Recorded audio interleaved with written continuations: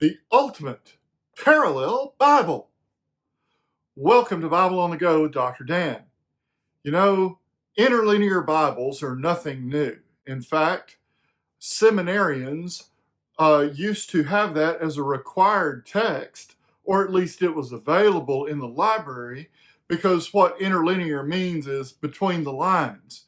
There's the line of the English text, and then below it in the New Testament portion is the Greek language, and of course the transliterated word, which is how to speak the Greek word in English, maybe even a Strong's number, so you could reference it in other places.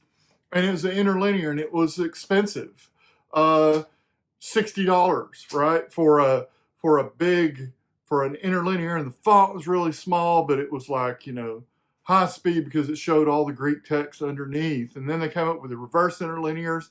But hey, when we digitized the Bible, we didn't just digitize the Bible, we digitized all the Bible helps, not the least of which is the interlinear. It's available in all the Bible softwares, but in Concordance, it takes it to this other level. There's a space in every Concordance workspace where you click on these grid lines and it gives you an option. Do you want the traditional interlinear, or do you want to choose all the elements?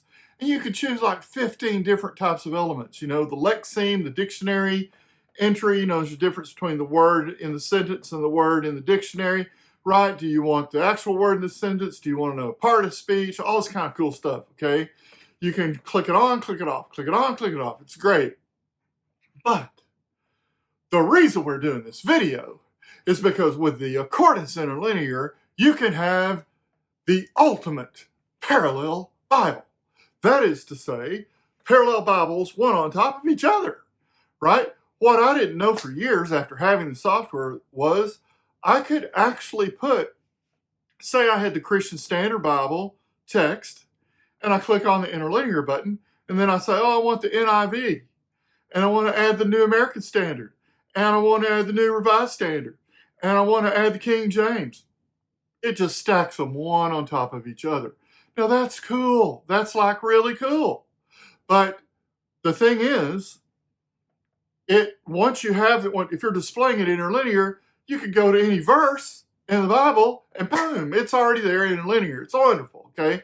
But where am I going? I'm going here. What if you have a Spanish Bible and you have an English Bible and you're trying to learn Spanish? Or maybe you're bilingual anyway. You can set your interlinear up in Concordance to have your English version with the Spanish right underneath it. And so wherever you go, you've got English and Spanish right next to each other, and it's fantastic. And it does make the English, the first line, the primary text is larger, and the other one is smaller, and you can change the sizes, but you could also add them in parallel and just start with a Spanish Bible like Reina Valera, and then put English as the interlinear underneath it, right? And have them in parallel so that you can look at it both ways. And of course, you save that as a workspace. And that means that once you get it all set up the way you want it, you can just open it back up, and there it is, and you can go to any verse. Why is this important? Because repetition is the key to learning. And if you're trying to learn a different language and you have a tagged Bible along with your English Bible, you can put it in an interlinear format and you can reverse it in another parallel. You have to have a tagged Bible. Using Concordance speak, that means that it's tied to the Strong's numbers and the words underneath it, and that way it'll show up in the interlinear options, okay? I happen to have a French Bible and a German Bible, but they're not tagged, and so it doesn't work with that. But there are German tagged Bibles, I know for sure.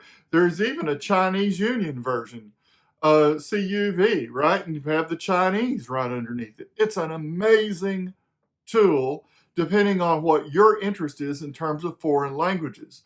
So maybe you get you a French tagged Bible to go with it, or a Portuguese, right? There's plenty there, and there's lots of fun things you can do with it. But I just had to tell you, because an interlinear Bible is now not just an interlinear. It's a ultimate parallel Bible. Thanks for watching Bible on the Go with Dr. Dan. If you like these videos, the best thing you can do is do that red button called subscribe. You only have to do it once, and it doesn't cost a single thing. Praise God!